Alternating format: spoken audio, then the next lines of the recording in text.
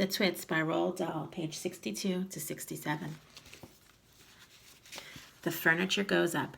"Now the table, the big table," shouted Mugglewump. "Turn the table upside down and put a dollop of sticky glue onto the bottom of each leg. Then we shall stick that to the ceiling as well." Hoisting the huge table upside down onto the ceiling was not an easy job, but they managed it in the end. "Will it stay there?" they cried. "Is the glue strong enough to hold it up?" "It's the strongest glue in the world," Mugglewump replied. "It's the special bird-catching, bird-killing glue for smearing on trees." "Please," said the roly-poly bird, "I have asked you before not to mention that subject. How would you like it if it was the monkey pie they made every Wednesday and all your friends had been boiled up and I was talking about that?" "I do beg your pardon," said Mugglewump. "I'm so excited I hardly know what I'm saying. Now the chairs, do the same with the chairs. All the chairs must be stuck upside down to the ceiling and in their right places. Oh, do hurry up, everybody. Any moment now those two filthy freaks are going to come rushing in with their guns." The monkeys, with the birds helping them, put the glue on the bottom of each chair leg and hoisted it up onto the ceiling.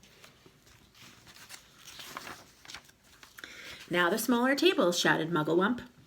"And the big sofa, and the sideboard, and the ashtrays, and the lamps, and all the tiny little things, the ornaments, and that beastly plastic gnome on the sideboard. Everything, absolutely everything must be stuck to the ceiling."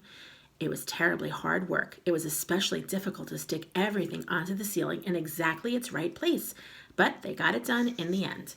"What now?" asked the roly-poly bird. He was out of breath and so tired he could hardly flap his wings. "Now the pictures," cried Mugglewump. "Turn all the pictures upside down.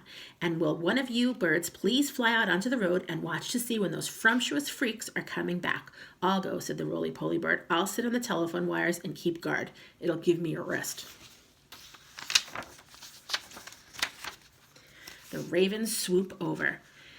They only had just finished the job when the roly-poly bird came swooping in, screaming, "They're coming back! They're coming back!" Quickly, the birds flew back onto the roof of the house. The monkeys rushed into their cage and stood upside down, one on top of the other.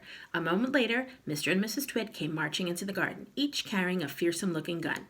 "I'm glad to see those monkeys are still upside down," said Mr. Twit. "They're too stupid to do anything else," said Mrs. Twit. "Hey, look at all those cheeky birds still up there on the roof.